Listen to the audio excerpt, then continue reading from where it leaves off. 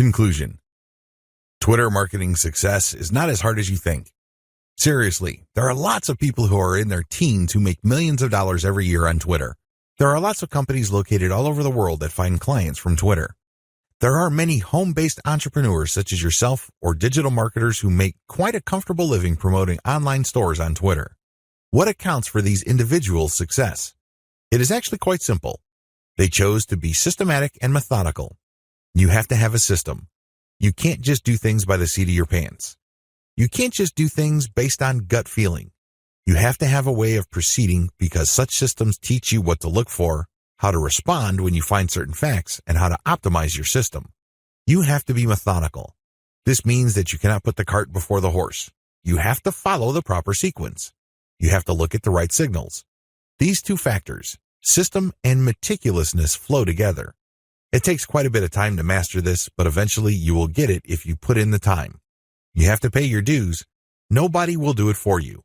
I wish you nothing but the greatest Twitter marketing success. Introduction.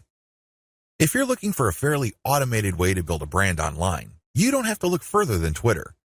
In fact, for the longest time, a lot of marketers and marketing companies have long considered Twitter as a great place for brand formation. If you're looking for an online brand, Twitter is a great place to start. It's easy to see why. Twitter is so easy to use. You just need to post a tweet that is 140 characters. You need to do it long enough. You have to pick the right hashtags. You have to pick the right content, and given enough focus and attention to detail, you will get it right. It's just a matter of time.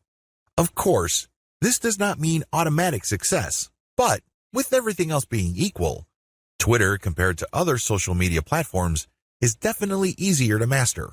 Why? First of all, it is very friendly to automation. That's right, you can automate pretty much everything you do on Twitter. This is why a lot of people use it to make money from the internet on autopilot. They don't have to babysit each tweet. They don't have to sit around to figure out what's going on. They can pretty much set a strategy, let software do it, let the process run for some time, double-check their work, make some adjustments here and there, and then let it run. Basically, they keep repeating this process until they get it right.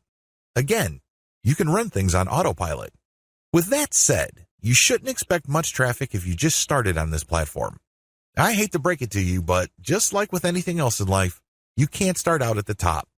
You can't expect massive success without having put in the time. While the actual work involved in Twitter can be so well managed that it almost feels like everything is automated, it still requires work. I know this is going to discourage a lot of people because a lot of people are looking for get-rich-quick schemes. A lot of people are looking for some sort of one-size-fits-all, cookie-cutter, instant success formula. Unfortunately, Twitter doesn't work that way. It can deliver success pretty much on an automated basis, but you have to pay your dues to get there. Everybody is different. Everybody's situation is different. Everybody's goals are different. This is why you need to put in the time. The good news is if you are able to do that, you will be greatly rewarded by this platform because of certain key features of this system. What is so great about this platform is that it has fairly easy mechanics. It really does. When people use Twitter for the first time, they just tweet away. They just think of things to say, and in 140 characters, they tweet away. Sooner or later, they realize that they would reach a much wider range of people if they use hashtags. Even later, they figure out that people who tweet about certain topics all the time are more likely to send them more visitors or more interested followers if they engage with them. In other words, Twitter is one of those platforms that you just have to figure out in broad terms to lay out an initial strategy. Implement that strategy, and then learn from your results. Do these first before you start marketing on Twitter. Before you even seriously think of starting on Twitter, do these first. If you set up a website, you should have been doing these already. Just in case you are unclear on the concept or just in case you did things out of order, here are the things that you should do before you even think of marketing on Twitter. Pick your niche. It's really important to understand that if you want to be successful on the internet, you must have a laser focus on how you're going to make money. A lot of people are clueless regarding this. In fact, a lot of them think that they just need to buy a system that somebody else has built and they will make money. What they're really saying to themselves is they're too lazy to think through their online business. That's always a dangerous proposition because when you let another person do your thinking for you, you're going to have to deal with the consequences. You have to understand that when people build systems for others, they're usually trying to cut corners. They're trying to make the most amount of money with the least amount of effort. Do you think they have your best interest in mind with that attitude? Of course not. This is why it's a bad idea to let somebody else pick your business for you. You have to do it yourself. You have to know what you're doing. You have to know who you're going to be marketing to, what exactly you're going to be pushing, and how you're actually going to be making money on the internet. You can't just buy some sort of business in a box and expect everything to work out smoothly. That happy ending that you may have been dreaming of may be a very distant and even impossible dream. Why? You just didn't step up. You have to do all of this yourself. The most important is to pick a niche. A niche is a subject matter category or some sort of category for whatever collection of needs you are trying to address. What kind of problems do the products you are promoting or the website you are building address? Pick that niche. Understand how that niche compares with other niches. Understand whether it fits your amount of resources and your expectations. Build a site. You can outsource this. You can create a site that addresses your niche. When you're building a website, you're not just putting up a nice-looking online destination. It must do something. It must convert the traffic that you drive to that site into cold, hard cash. Create a mailing list. Next, you have to create a mailing list. This is crucial. Your mailing list is actually the payload of your website. Sure, you may be putting up affiliate ads on your website. When people click these and they land on the sales or landing page, they may buy something. When they do that, you get a commission. That's nice and everything, but if you really want to make money over the long term, create a mailing list. Why? Whatever credibility, respect, or trust you create with your website, you maintain with your mailing list. When you have an update on your website, you just publish the link on your mailing list and invite people to click through, and you have yourself a nice burst of traffic. I've got some bad news to share with you. The vast majority of people who visit your website will never come back again. That's the harsh reality. When you have a mailing list, you get to retain some of that traffic. You only need to set an update, and you get a nice little surge of traffic because people saw your email and click on your link. This enables you to retain some of the value of the hard work and time you put into branding and promoting your website. To create a mailing list, you have to offer a premium. It's some sort of freebie. It's some sort of incentive for people to join your mailing list. Of course, you make this case on your squeeze page. You advertise the value of the freebie you're giving on a page called a squeeze page. This is where people enter their email addresses to subscribe to your mailing list. Please understand that there is a big danger here. This is a warning. Don't go overboard in promoting the freebie because if you do that, people will sign up for the free booklet, the free course, or the free book. They couldn't care less about the updates your mailing list will send them. In fact, if you push the freebie too hard, they might even think that the updates you send are some form of spam because you caught them by surprise. Do you see how this works? There has to be a healthy balance between getting people pumped up to join your mailing list because they're getting something for doing it, but also letting them know that they are getting a better value by being on your list just because you will be sending them information that would enable them to solve all sorts of problems in their lives that are related to your niche. Do you see how this works? Do you see the balance? Create an ebook or report or some sort of high-value giveaway. When you create a mailing list, there has to be some sort of incentive for people to sign up to your list. I wish it were as easy as saying that your website is so awesome that your visitors owe it to themselves to sign up to your list. I'm telling you that if this is your strategy, you're probably going to get very few list members. Why? People need a push. They may be impressed by your website, they may like what you're doing, but this may not be enough to get them off the fence. To many people, entering an email address into a field is a lot of effort. You have to give them some sort of valuable incentive for them to sign up for your list. Generally, I would use some of my popular blog posts, or I would come up with a distilled version or a cheat sheet version. Usually this works. Other times, I would use some sort of massive compilation of resources that are an answer to people's problems.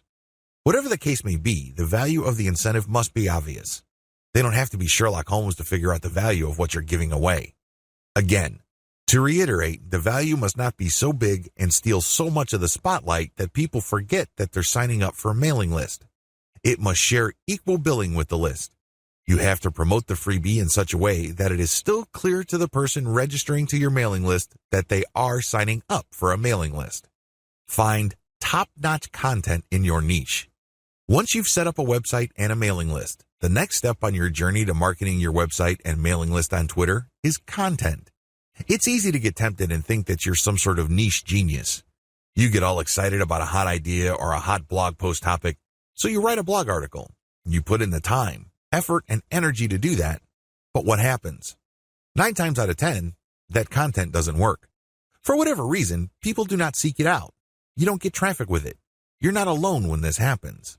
The idea of build it and they will come is a dead end. Thankfully, there's a shortcut. Focus on content in your niche that already works. Look at the social media accounts of influential people or companies in your niche. Look at the content they're sharing. Pay attention to how many social signals they get.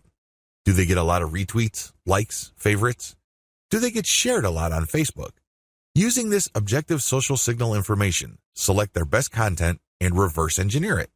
Reverse engineering top-shelf niche content. Now that you have a clear understanding of what's hot and what's not in your niche, the next step is to reverse engineer your competitors' best content. How do you do this? First of all, you just focus on their topic. If they're talking about a certain personality in your niche, then talk about that person, because obviously the fact that they're getting all this attention from your niche audience means people are truly interested in that personality. However, don't stop there. Come up with something new. Maybe interview that person directly, or maybe take some sort of controversial angle. Maybe you can give more complete information. Whatever the case may be, come up with content that is obviously superior. This is what's going to make your tweets more popular. This is what will speed your branding efforts up. I'm sorry, but if you're just going to offer the same content that everybody in your niche is already offering, there's really no reason the people you're reaching out to should follow you. Think about it. If they think that you're giving them the same stuff as other sites, why go to you?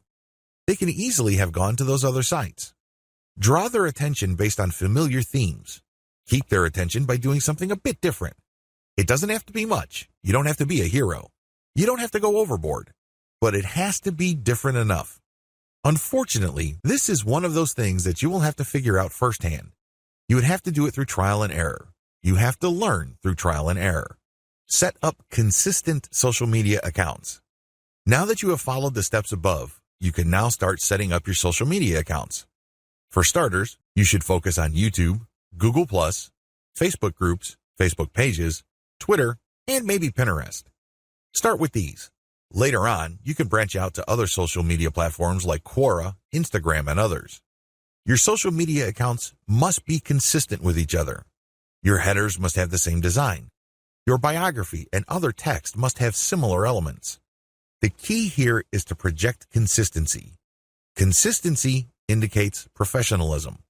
You're not just some random person working out of your mom's garage putting up one random website after the other. It can also help you solidify your brand. If you make a good impression on Facebook groups and people click through to your Twitter account and they see similar messaging, they can see that you are consistent, constant, and offer different types of content. This would help them become more comfortable with your brand. This would help them view your brand as more credible. Commit to specialized content on your social media account. Here's the big danger with having many social media accounts. It's very easy to see that a lot of companies put up a presence on many different platforms. That's great and everything because you have many ways of getting new traffic. The problem is they post the same content across the board. This is a problem.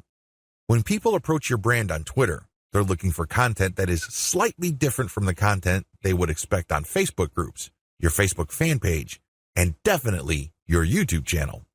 You have to be aware of these different expectations and give them what they're looking for. Oftentimes, this is as simple as the form of content you offer. Obviously, when you're on YouTube, it would suck if you just offer blank videos of somebody reading your articles. That's not going to work. At least bother to use slideshows with the article. Preferably, you should have some sort of video spokesperson who speaks directly to the people during the video. Each platform's content must maximize the format requirements of that specific platform. Get ready to go manual or full auto. At this stage, you have set up your Twitter account. It is brand consistent. You already have lined up the best content you have researched from your competitors. This content has a lot of likes, shares, comments, and other signs of engagement. This is third-party content produced by others. When people click the link, they go to somebody else's website. They do not go to your site. Why in the world would you share this stuff? What's the point of driving traffic to somebody else's website? Well, it really boils down to credibility. If you make it your job to get all the very best content involving your niche and sharing it from one central place, you become credible and authoritative so much faster than if you just publish your own content. First of all, it's going to take a lot of time to reverse engineer the very best content and come up with your own version. It can also become very expensive. Time, after all, is money. Even if you're not paying a professional writer from places like Ozkey.org, who charge very reasonable rates, coming up with original content can still be a very expensive proposition for you. Why? It will take a lot of your own time to come up with that content. You probably have better things to do. You probably have other things you could be doing that would currently pay you more money. Third-party content is a lifesaver. This is called curation. You take the best content that everybody else has to offer and then you share it through your social media accounts. Here's the secret though.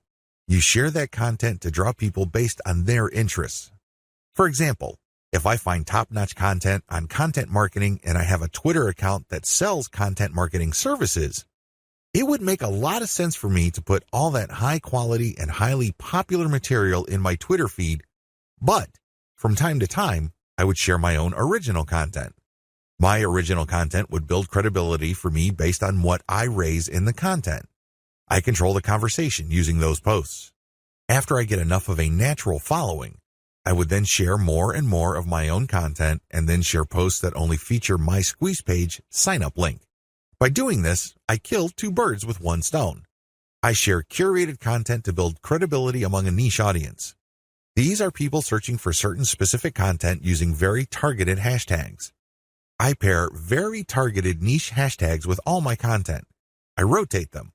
Then, I send out this content slowly but surely. I get people who are truly interested in my niche. Once I've established quite a bit of a following, I then share my own reverse-engineered content. This builds even more credibility, and this can also lead to my website getting backlinks from bloggers who are monitoring my niche. Finally, once I've got enough flow going, I would then start rotating my Squeeze Page link through my tweets more often. Instead of showing my Squeeze Page tweets once every 2 days or once a week, I can start showing it every few hours. However, it only makes sense to do this once you have established a decent number of followers and there's a high enough overall engagement level with your tweets.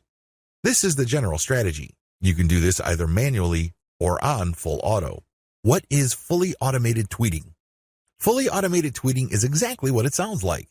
The content that you are going to be tweeting is fed through a social media content publishing tool like Hootsuite or Social Oomph. You just set up a schedule and the links and the tweet text that you put are going to be published to your account. You don't have to babysit your Twitter account as it publishes tweet after tweet. You also automatically plug in the hashtag that you want to target for each tweet.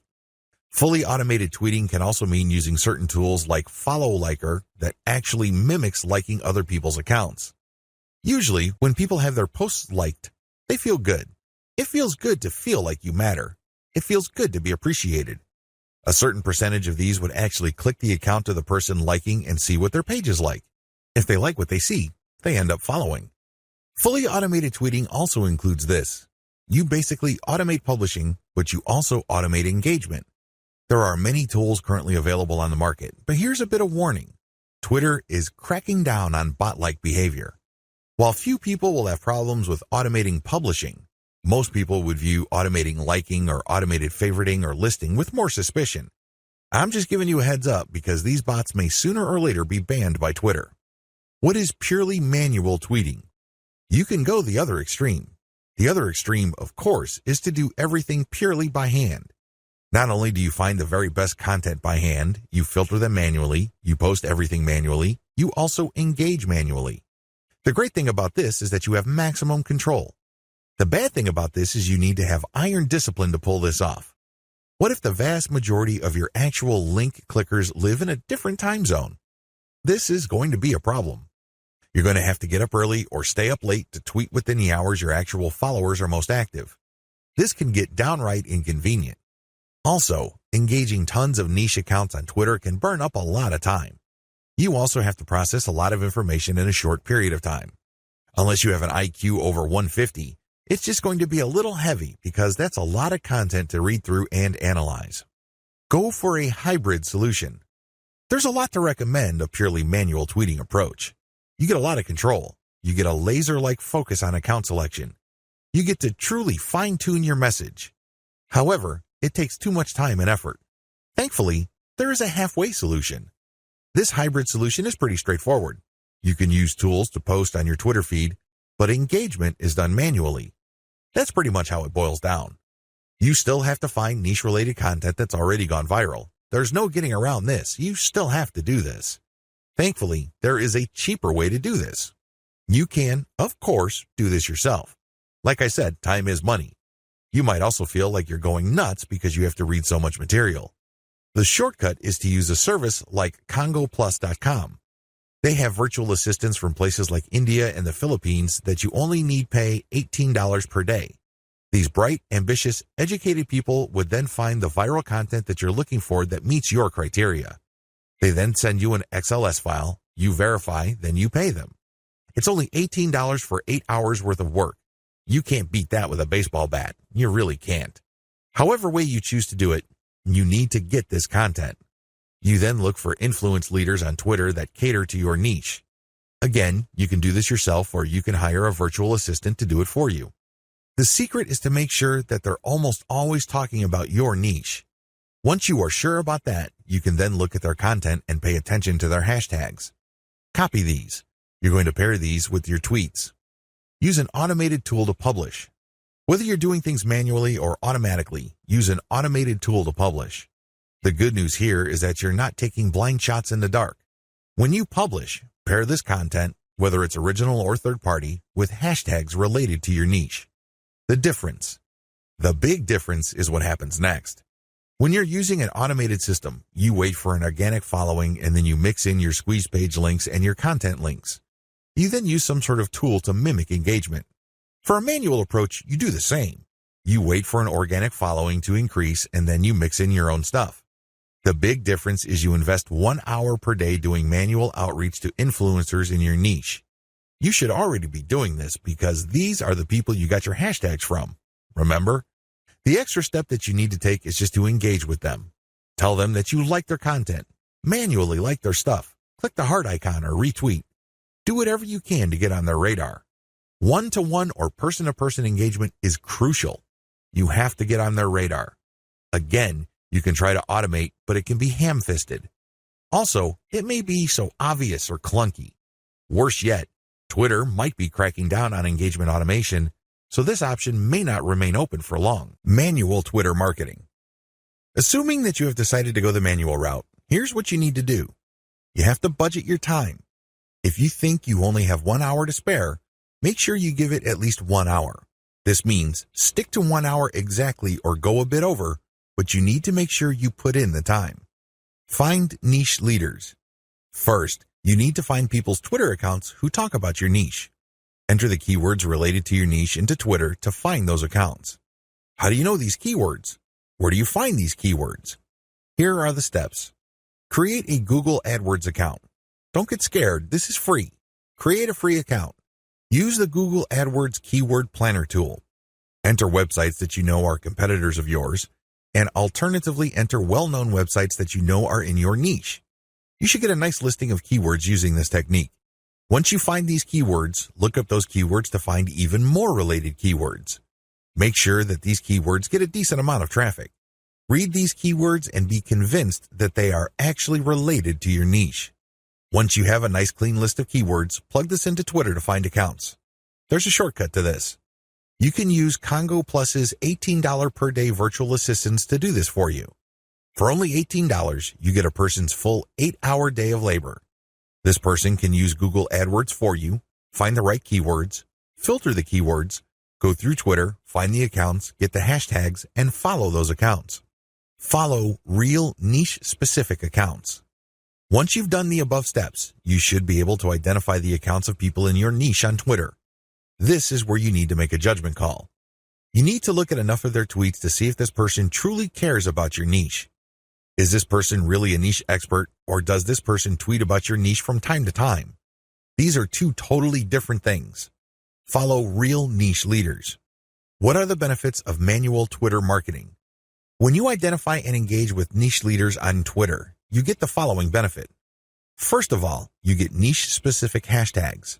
Second, you get a chance to get on the radar with people who are really experts or authorities in your niche. These people can open a lot of digital doors for your business. They can retweet your actual content. This can lead to niche-specific audience members visiting your website. They can interview you and possibly link to your website. You can interview them and establish some sort of professional friendship. You can get invited to conventions or symposiums or workshops. These can be tremendous networking opportunities. There are just so many ways you can benefit when you reach out to people who are already established authorities in your niche. Don't be antisocial. Don't think that you can be successful just with your own efforts. It doesn't work that way because there is a network of really credible people on Twitter already who have the influence that you're looking for. Why not just piggyback on their influence? Why reinvent the wheel? Manual tweeting, pros and cons. Manual tweeting, as we have defined, involves automated publishing of content that you have manually selected. This is content that you have curated. The publication is automated, but your engagement is manual. You're going to find niche-related accounts. You're going to engage with them manually. You're going to tweet, leave comments, so on and so forth. Here is how the advantages and disadvantages break down. Pros. The first advantage is to get a higher level of engagement. You actually get to say to these people what you think. You get to interact with what they have to say. Maybe they're critical about your idea, so you explain your position to them. You give them a counter-argument. You ask for examples, or you rebut what they have to say. When you do this, you're not engaging in a pissing contest. Let me be clear, this is nothing to be emotional about. Instead, you use this as an opportunity to prove to them that you know what you're doing. True experts will accept the fact that not everybody will agree with them. When these experts are satisfied that you argued your position well, even though you don't agree with them, they respect you. They also respect you when you give them information that they may not know. This can lead to instant expert status. You only need to do this a couple of times with the right people and, believe me, they become your cheerleader. Another advantage is you get access to a pre-qualified niche audience. When an authority leader interacts with you on Twitter, they're actually publishing their conversation with you on their feed. This is a big opportunity. Don't blow it. When they respect you enough to keep responding and you give them one top-notch answer after another, they might even retweet a tweet of yours. This is a bonanza. Why? These people are already experts on Twitter in a specific niche field. This means that they have attracted people who consider them authorities. When they engage with your content to the point that their followers see your brand and your content, you get access to that audience. Psychologically, people would see if the person that I respect and admire so much respects this other person who I don't know enough to engage with them respectfully. I should pay attention. If this keeps up and the person who they follow keeps repeating your stuff or keeps engaging with you, it's only a matter of time until some of their audience members would jump over and follow you as well. Please understand, this is not a zero-sum game. It's not like they would unfollow the one expert to follow another expert. Instead, they're already following one expert and they would just follow another expert. They would be following an additional expert. You're increasing the social influence pie instead of fighting over somebody else's influence. They're not losing out. Another advantage to manual tweeting is the speed at which you get backlinks. I cannot emphasize this enough. If you want to boost your website's SEO and you want to get more search engine traffic, you will need backlinks. You can get this much faster when you do manual engagement.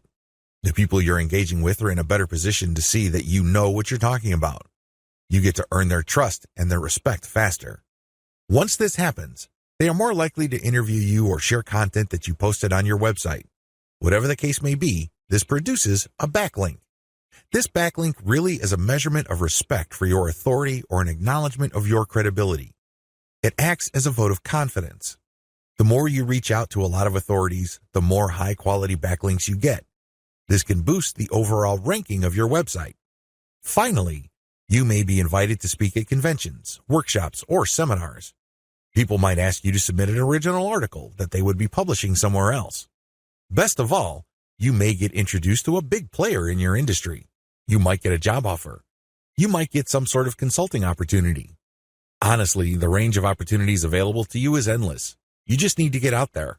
The best way to do this online is manual tweeting because you are in full control of your engagement, you craft the public persona you project, and this enables you to be more aware of opportunities as they flash into existence. Disadvantages. The big cons against manual tweeting should be obvious. It takes a lot of time. That's all I need to say. It should be self-explanatory. Second, it's content intensive. While content curation can help you tremendously, it can only go so far. You cannot become a global expert on a particular niche on Twitter and be respected by all other subject matter experts if all you do is share their stuff. That's just not going to happen. Ultimately, they're going to ask you, what about your stuff? What do you have to say? What does your original research indicate? You don't want to come up with a zero when asked those hard questions. Finally, there is no assurance that you will get some sort of alliance.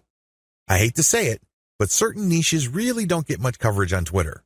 You might be able to interact with a high level of niche authorities on Twitter, but that doesn't necessarily mean that they operate blogs that can then link to you. Still, on balance, manual tweeting on Twitter delivers more benefits than its costs. Manual Twitter follower generation. How do you generate followers organically on Twitter using a manual technique? It's as basic as finding niche-specific accounts and finding their followers. Follow these niche-specific accounts, but pay attention to their followers. Follow followers who you know are truly interested in your niche. This requires research.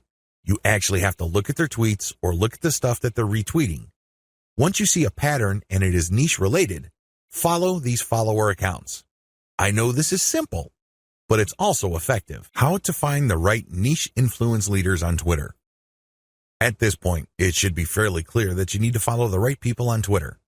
Otherwise, the tips I've shared with you will not work. If you're just going to follow random people on Twitter, you don't know who you're influencing. In fact, you don't even know if you're influencing them at all. You have to understand that on Twitter, some people generally follow a general rule. If you follow me, I follow you. Nowhere in this does it say they're actually interested in what you have to say. That's a big problem. If you attract the wrong following, you're not going to get many results from Twitter marketing. In fact, the results you get would be the same as if you did not do Twitter marketing at all. That's a waste of time. You need to find real people. You also need to find real influential people. This isn't bad enough. You need to find real influential people in your niche. How do you do this? Here's my step-by-step guide. Pay attention to their biography. Look at their bio. Is it on point? Does it indicate the persona of a person who is truly interested in your niche? This is crucial. If there are no niche-related keywords there, or it's not obvious that this person is part of your target demographic, and it's not some sort of passionate or credible enough authority in your niche, then this is probably the wrong person. You may be barking up the wrong tree. Look at their follower-to-following ratio. This ratio is simple. Look at the number of people this person follows and look at the number of people following this person. If this person's followers greatly outnumber the accounts this person is following, chances are this is a real account.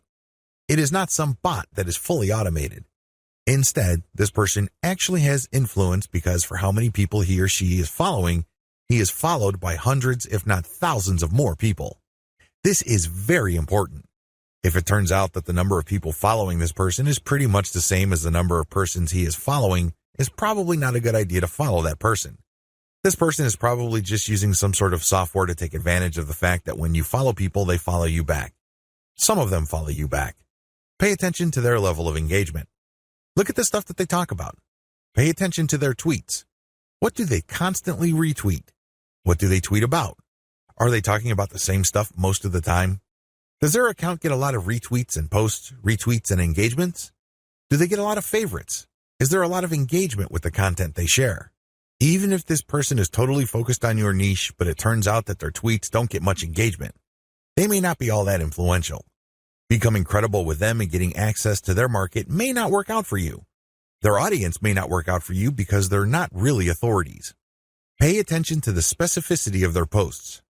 Look at their posts. Here's a rule of thumb. If 80% or more of their posts have something to do with your niche, follow them.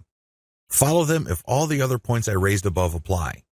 But if it turns out that this person's bio is on point, it has more followers than the accounts that he or she is following, it has a high engagement level, but this person focuses on generalized content, this person may be a dud. In other words, this person is some sort of Twitter celebrity. This person is only an authority because of their personality and not much else. They're not an authority because they focus on a niche. They're not an authority because they are truly passionate about a niche. People only follow them because they think their personality is interesting. So, what you get is some sort of individual celebrity market. That's not what you're looking for. You're looking for a niche audience. Follow and engage. So, what do you do when you find a niche-specific and truly authoritative account on Twitter? First of all, they have to meet all the criteria listed in video 5. Assuming they pass with flying colors, you follow them. Don't stop there. This is just the beginning. Once you follow them, you engage. Now, a lot of people have all sorts of misconceptions regarding what engagement means. Some people think that if they just click the heart button that they are engaging. They think that if they retweet that they are engaging. No, it goes beyond that. You actually have to engage in a one-to-one conversation with the person tweeting. You click the reply button. I'm not talking about the direct message button. I'm talking about the reply button. Here's where it gets a little tricky. You can't just use a stock answer like, hey, good post, or you're a genius. I admire you. I love you. No, that doesn't work. Those are worthless. Why? And true authorities get those all the time. They're credible. They know what they're talking about. So they get a lot of, hey, good post. You're a smart guy. You're a genius. So what? They get those all the time. You're not going to stand out. Remember, the whole point of engagement is to get on their radar. You want them to notice you. This is all but impossible if you're doing the exact same thing everybody else is doing. Everybody thinks that they're a genius already. Yet another guy piping up and saying the same thing is not going to register. How do you truly engage? Here's what I do. I ask questions. I know that sounds basic, right? But you have to ask the right question. You have to ask a question that indicates to the person loud and clear that you've read their post. Maybe you click through the link that they shared. Maybe you analyze their tweet. Whatever the case may be, your question must communicate this. Your question must get them to think or analyze or look at things with a new perspective. When you do that, you get respect. Why? You're pushing them. You're challenging them. You're not just asking a throwaway question that they already know the answer to. You're not asking something that they've answered 100 times before. You're basically letting them earn a chance to prove why people think they're experts. Most mature adults respect this. They're not scared by this. They're not threatened by this in any way.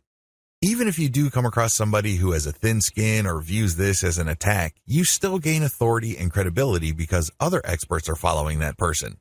When they see that engagement, they quickly see that you actually have a working brain.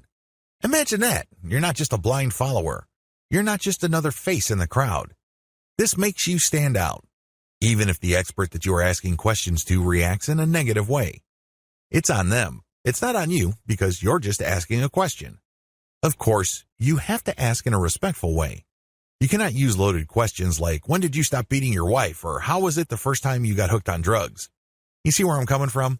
Don't ask those types of questions. Discuss controversial points. Another way to get on people's radars is to focus on controversy. Now, please, don't mistake this for being a troll.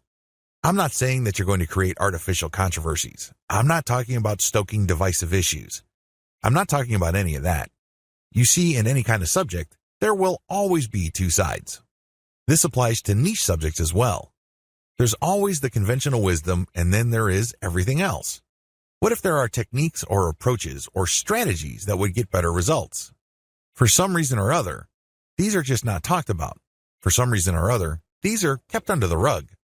When you discuss these or raise these with experts, this highlights that you, yourself, are an expert. After all, if you fully explain these or fully describe these accurately, you are basically lecturing in an underhanded way people who are reading your tweets. You're letting them know of something that they may not have heard about. You are hinting at a body of knowledge that either they're trying to run away from or they may have an unclear understanding of. The fact that you tease this information communicates to them in a clear way that you are some sort of expert. Let's put it this way.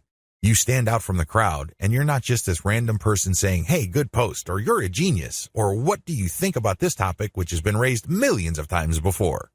Whatever you do, focus on real engagement. This is the bottom line. Real engagement means real person-to-person contact. This means picking somebody's brain. This means sharing information on a real profound personal level. This may not be always comfortable. It definitely is not always convenient, but it's absolutely necessary. You have to reach out. You have to engage. You have to communicate. You have to get the point across. This doesn't mean that you have to always be 100% in agreement. However, it means that you do have to always be 100% respectful.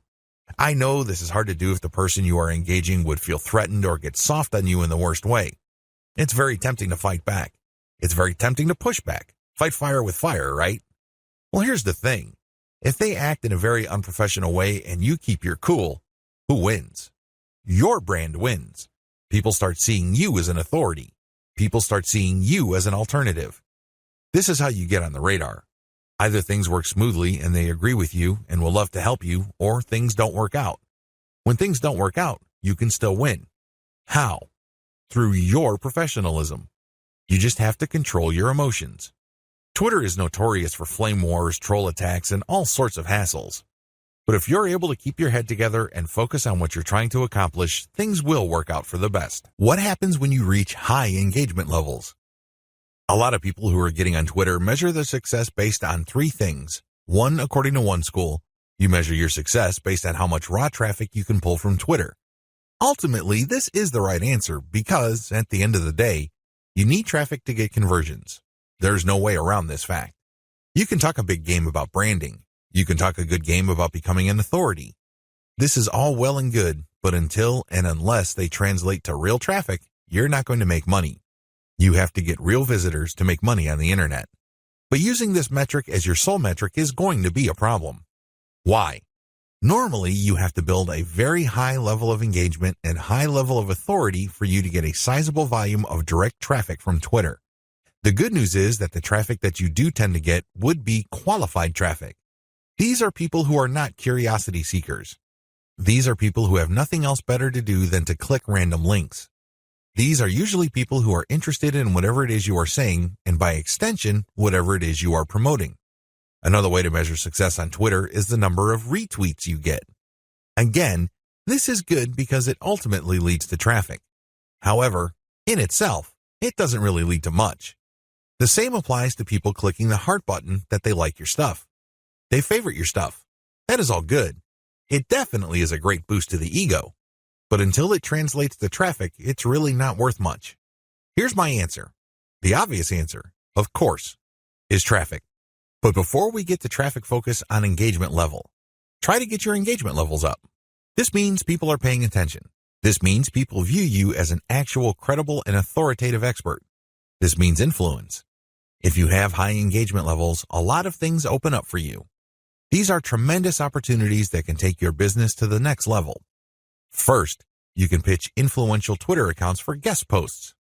If you get a lot of engagement from their accounts and then they're constantly retweeting you and constantly clicking the heart icon, and it means that they become your fans, this is an indication that there is an actual organic community that grew up around your content. This is a good thing, but just by itself, it doesn't really mean much. You have to convert it.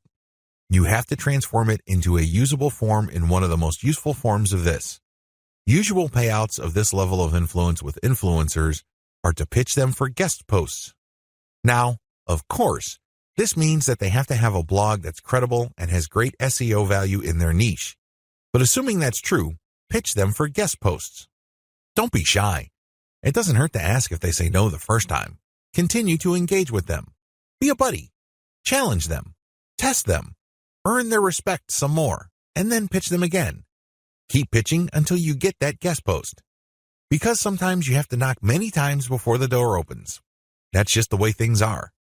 Keep pitching because for every single guest post you get, you may get a nice boost in Google search results.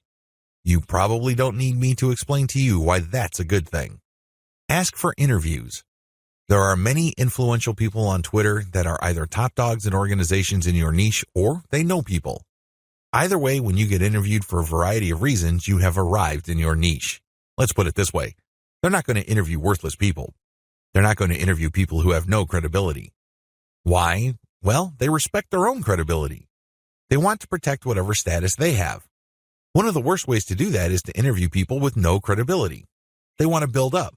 So, the fact that they're interviewing you signals to whoever respects them that you are worthy of respect. It signals to people that you are credible, that you are worth following.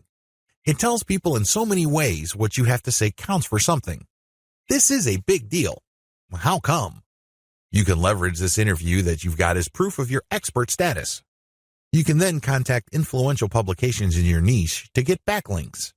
You can contact the networking groups, symposiums, and conventions to get speaking opportunities. You can always point to the fact that you got interviewed by these highly credible places. Another advantage you can get when you put in the time to manually engage with truly influential people involves blogging roundtables. Blogging roundtables are basically group interviews. The person holding the roundtable would come up with a general topic.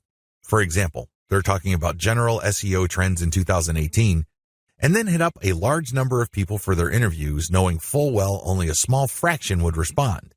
If you get invited to turn in your feedback, you get a nice link. Imagine if the Blogger Roundtable was being held on the premier website in your niche. Again, it doesn't take a genius to figure out the dynamite SEO potential of this opportunity. Build a high-influence retweet circle. This final benefit escapes a lot of marketers. In fact, even Twitter marketers may be completely blind to this. This is one of the biggest benefits of manual engagement with influential people on Twitter can ever deliver. When you get these people to think that you are credible and that you are an expert in your own right.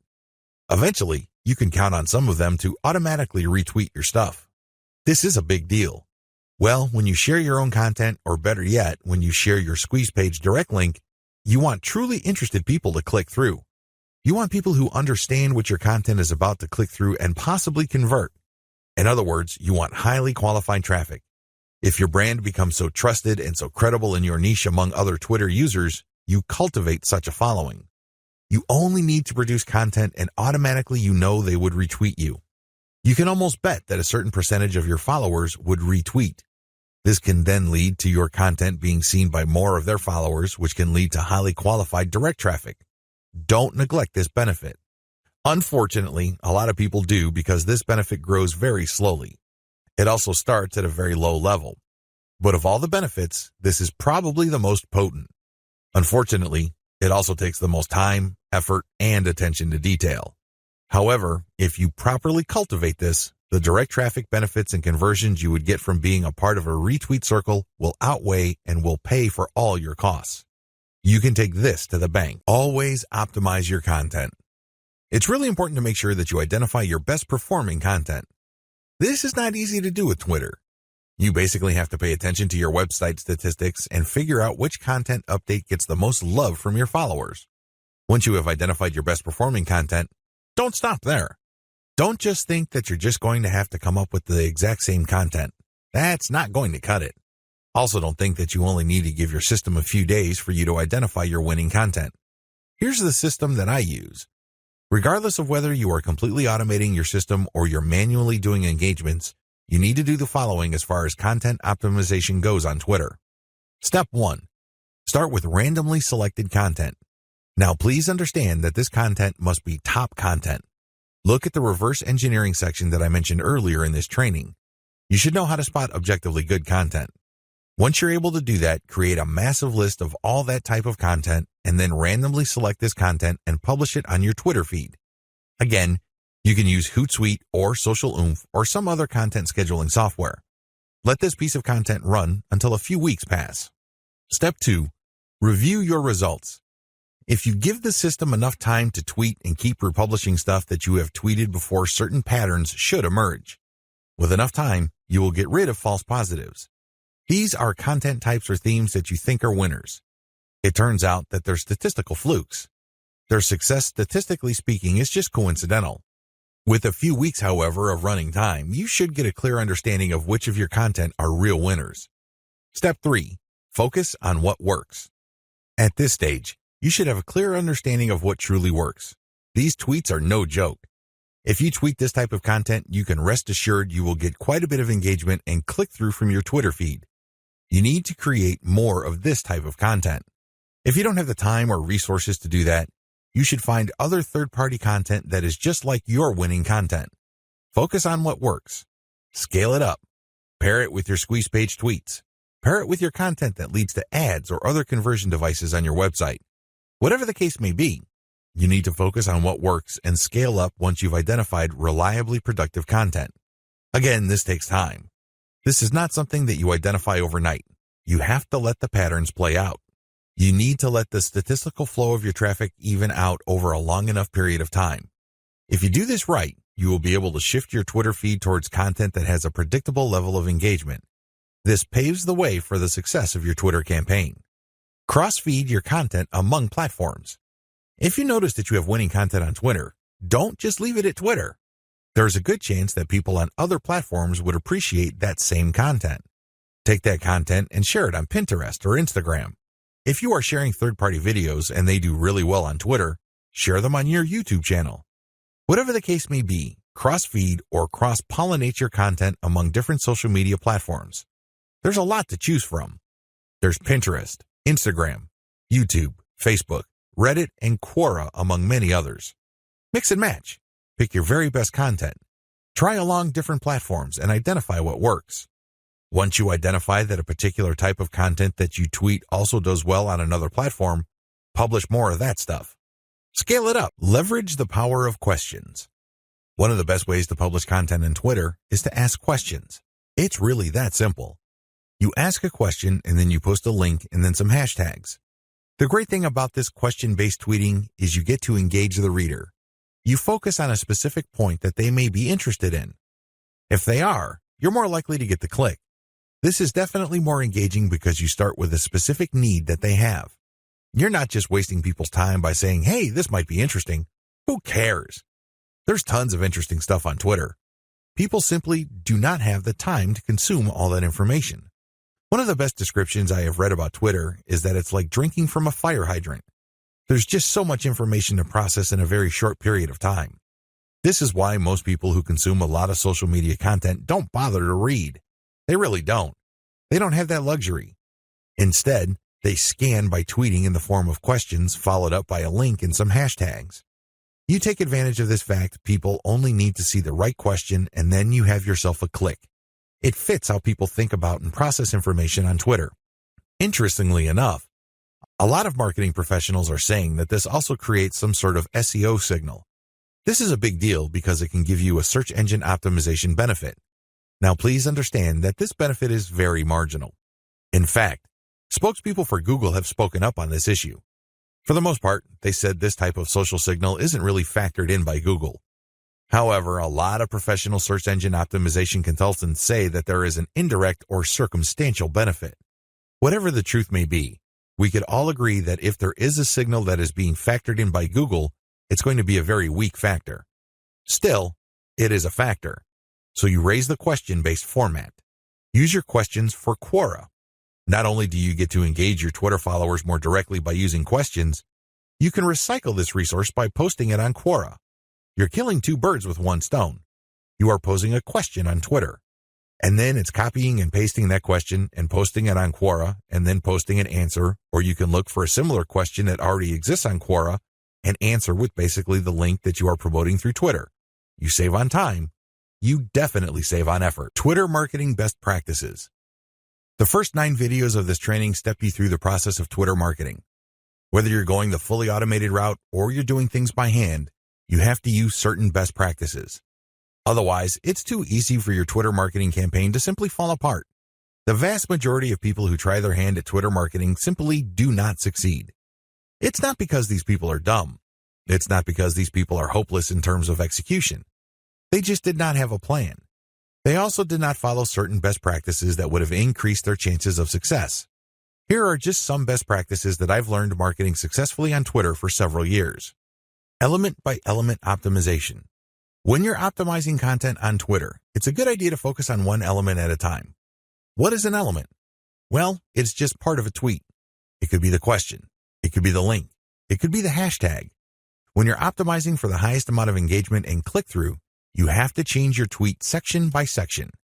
You can't just change them dramatically overnight because even if you do get some sort of improvement, you don't know which part accounts for that improvement. You're completely in the dark. On the other hand, if you optimize element by element, You can clearly identify which part you changed and reasonably conclude that this accounts for the improvement. Once you're no longer getting a nice improvement or you peaked with a particular element, then you switch to the next element. With Twitter, this is pretty straightforward.